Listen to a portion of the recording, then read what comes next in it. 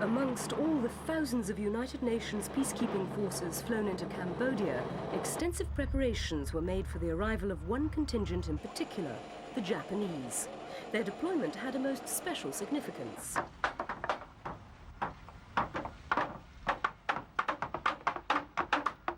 These troops carried more historical baggage than any of the other 30 nationalities sent into the region.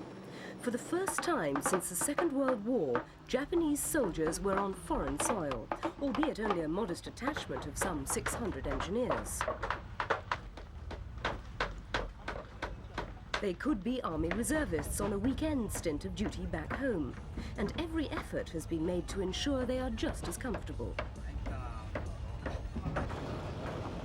Far from possible hazards further north, they are safely based in Takeo, a small village south of Phnom Penh. Its market offers a vivid picture of Cambodian life. Here, the only danger may be one of culture shock for the Japanese. Animals are killed and skinned on the spot. Scraps rot alongside the day's catch, and however fresh the goods, the way they are handled and subsequently cooked shows little regard for the basic principles of dietary hygiene. Japan's forces don't have to take any culinary risks. Every tin of food, every grain of rice is imported. Almost all the United Nations troops have supplies sent in, but no pallet is so carefully catered for as the Japanese, with most items brought in directly from Japan. Even the water for cooking and drinking is flown in from Singapore, and hundreds of litres are consumed every day. This is the result: meals which look and taste like those at home. Cambodians are unlikely to sample even a mouthful. Japanese troops have been instructed not to offend their hosts by offering them leftover rations. However, the Indian camp is Spartan by comparison, and for these UN soldiers, conditions look set to get worse. By the end of January, temperatures will average 45 degrees Celsius in the shade. In that heat, asphalt melts and mosquitoes will carry disease into the camps. With no air conditioning and few diversions, there'll then be even less comfort for the Indian peacekeepers.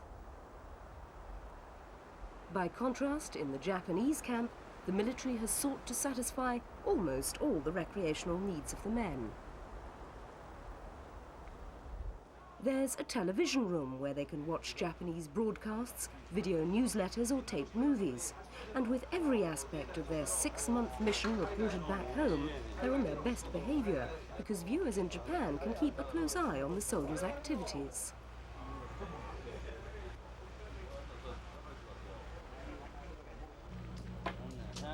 Along with a gymnasium and cinema, there's a games area, library and karaoke studio. Such delights are intended to keep the troops from less innocent forms of entertainment. During World War II, the Japanese army forced many Southeast Asian women into prostitution. Fearful of reviving unpleasant memories and of the threat of AIDS, Takeo refused to issue condoms to its soldiers and asked them to take a 6-month vow of celibacy. Any found in local brothels will face immediate expulsion from the country. So Phnom Penh's efforts to attract the servicemen's custom could have been in vain. And the novelty value of the Cambodian capital will have to be enough to satisfy the desires of the Japanese.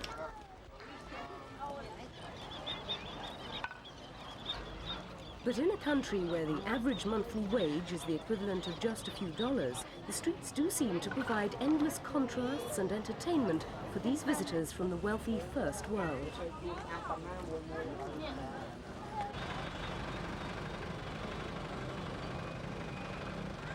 Japan's role in the 20,000-strong peacekeeping operation is confined to civil engineering. Using gravel from this quarry, they are repairing Cambodia's roads, rebuilding between 10 and 20 kilometers a week.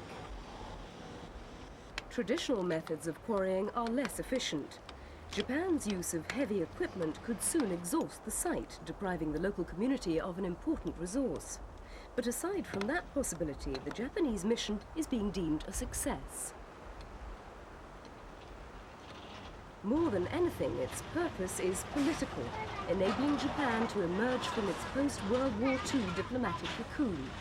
Relations with Cambodia have been strengthened, and spectres of past Japanese imperialist excesses, if not laid to rest, have at least begun to fade.